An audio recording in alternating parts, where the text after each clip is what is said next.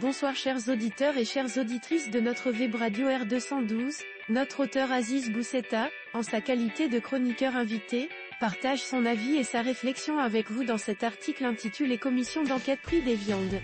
Maintenant, ça devient intéressant. Le voici en podcast pour vous. Notre journaliste entame son propos de la manière suivante. Et finalement, ce qui devait arriver et qu'on ne pensait pas voir un jour, arriva. 4 partis d'opposition, MP, Parti du Progrès et du Socialisme et PJD et, après un temps d'hésitation, l'Union Socialiste des Forces Populaires aussi, demandent une commission d'enquête sur la question des viandes, leurs prix, leurs importations, les subventions et autres faveurs fiscales accordées par le gouvernement pour réduire les prix et renouveler le cheptel. Une polémique a enflé autour de la question, et rien de mieux qu'une commission d'enquête pour crever l'abcès. Mais sera-t-elle formée? C'est toute la question. Aziz Bousseta plante ainsi le décor d'une actualité brûlante, où la pression politique rejoint une indignation citoyenne grandissante ainsi. Tout commence par des prix des viandes qui s'envolent, et qu'on impute quasi automatiquement comme tant d'autres problèmes aux effets de la sécheresse. Puis la spéculation apparaît, le ministre Riyad Mezzour parle à la télé de 18 spéculateurs, puis de droits de douane, puis de subventions. Puis son chef au parti et collègue au gouvernement enfonce le clou et lance son fameux ayé de la compassion. Itaku Allah Felngarba. Expliquant lui aussi sur une autre télé les mécanismes de subvention et les doutes qu'ils entraînent.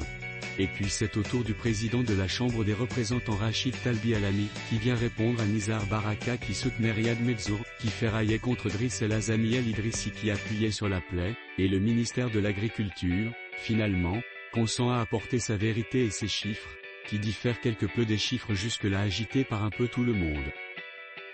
Le chroniqueur invité déroule ici une véritable mise en scène politique où se mêlent prise de parole, contradictions et affrontements internes ainsi. Une cacophonie de la majorité, qui tranche singulièrement avec la phonie de son chef, mais cela, on le sait déjà. Dans l'intervalle et en surplomb de tout cet embrouillamini, agissant vite agissant bien, le roi Mohamed VI décide de demander aux Marocains de surseoir cette année au rituel du sacrifice, ce qui a ramené les prix des viandes rouges vers le bas. Mais la pression de la spéculation et l'étroitesse du marché étant ce qu'elles sont, ces prix sont remontés après Ramadan. Les questions se posent, donc, légitimes, brûlantes, très pertinentes, que se passe-t-il dans cette affaire, et que s'y est-il passé, et pourquoi, malgré les fleurs et les faveurs, les prix n'ont-ils pas finalement baissé?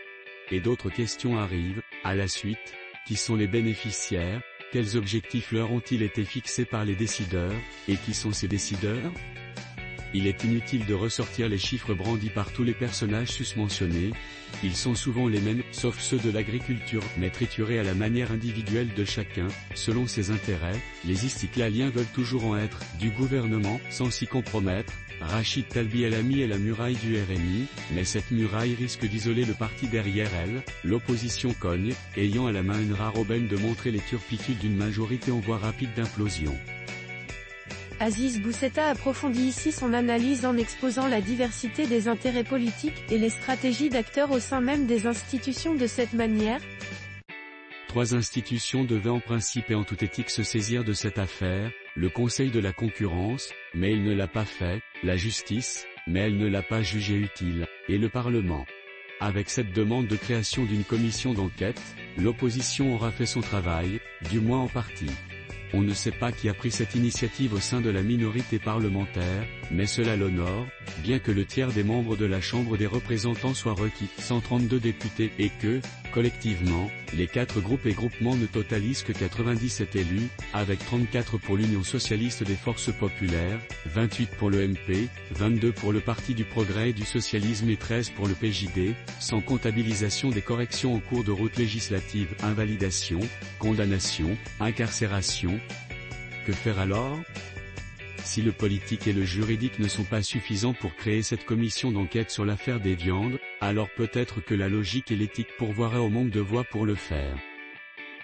Aziz Bousseta propose ici une réflexion fondée sur la morale politique et la responsabilité collective face à l'intérêt général ainsi. La logique est de revenir aux propos du président RNI de la Chambre Rachid Talbi Alami, un vétéran de la scène politique nationale qui sait ce qu'il dit, quand il le dit et pourquoi il le dit. Et ce qu'il a dit est limpide, montrant que les choses se sont passées comme elles le devaient et que tout est parfait et légal. Au nom de cette logique et de cette déclaration de M. Talbi Alami, il ne devrait pas y avoir de problème pour faire adhérer le RNI au groupe ayant demandé la création d'une commission d'enquête. Mais soyons réalistes. Avec un ton ironique à peine voilé, l'auteur démontre ici que le bon sens politique ne suffit pas toujours à faire pencher la balance en ces mots. Quant au PAM, il n'a pas eu de propos vraiment intelligibles et crédibles sur cette crise des prix des viandes et, plus généralement, de certains produits agricoles, mais au nom de la logique et de l'éthique, il devrait adhérer au groupe et groupements ayant demandé la constitution d'une commission d'enquête sur la question. Mais, encore une fois, restons réalistes, il reste l'Istiklal, et l'éthique. Nizar Baraka, patron de l'Istiklal, a lancé dans un meeting son fameux Itaku Allah Felmgarba.